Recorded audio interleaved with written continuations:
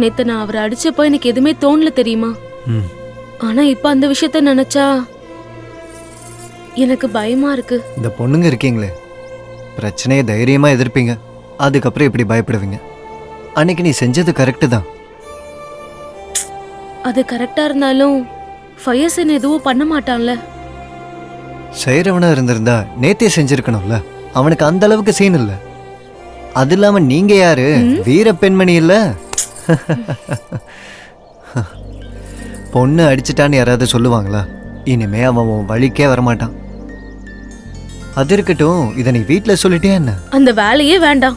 இத மட்டும் வீட்டுல சொன்னா என் அக்கா கிட்ட அனுப்பிடுவாங்க. உன்னை விட உங்க அக்கா டேஞ்சர். நீயாவது வயிற்றுல உதைச்ச, உங்க அக்கா எங்க உதைப்பாங்கன்னு அவங்களுக்கே தெரியாது. அதனாலதான் இது வீட்டுக்கு தெரியாம இருக்கிறது தான் பெட்டர். ஆமா, உன்னோட விஷயம் என்ன? நீ இருக்கும்போது யாரும் என்கிட்ட பிரச்சனை பண்ணுவா? இப்படி சொல்ல உனக்கு வெக்கமா இல்ல? இதுல இருந்து எனக்கு ஒண்ணு புரிஞ்சுது.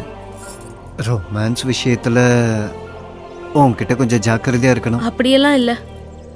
அந்த விஷயத்துல நான் தான் உன்னோட ஃபாஸ்ட். நிஜமாவா? வேணா காட்டவா?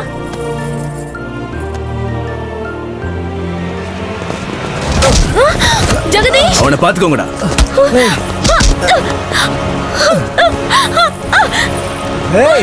விஜயா, அங்க என்ன அடிச்சிட்டு இவன் கூட ரொமான்ஸ் பண்றியா?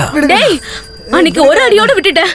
இந்த தடவை அடிச்சனா உன்னால குடும்பமே நடத்த முடியாது. அப்படியா? உன்ன மாதிரி திமிரு பிடிச்ச பொண்ணுங்க கூட ரொமான்ஸ் பண்ணா ரொம்பவே நல்லா இருக்கும். விஜயா, விஜயா, விடுடா. அவன் கதையை நீங்க பாத்துக்கோங்க, இவ கதையை நான் பாத்துக்கிறேன். வாடி.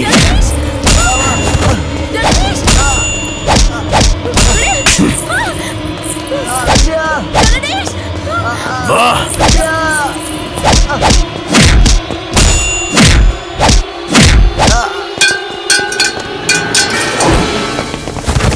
உயிருக்கு உயிரை காதலிச்ச என் விஜயாவை என் கண்ணு முன்னாடியே இழுத்துட்டு போகும்போது கையால் ஆகாதவன் மாதிரி வேடிக்கை பார்த்துக்கிட்டு இருந்தேன் சார். அந்த ராட்சச என் விஜயாவை என்ன செஞ்சானோ அவ உயிரோட இருக்காளா இல்லையான்னு கூட தெரியல சார். இந்த விஷயத்தை கோர்ட்ல நீ ஏன் சொல்லவே இல்லை? அன்னைக்கு சிஐ சேதுபதி என்ன இதே மாதிரி கோர்ட்லயும் வாய திறக்காம அமைதியா இருக்கணும். ஏதாவது ஹீரோயிசம் காட்டி கோர்ட்ல உண்மைய சொல்லலான்னு நினைச்சேன்னு வெய்யே, உன்னையும் துர்காவையும் 2 பேரையும் என்கவுண்டர் பண்ணிடுவேன்.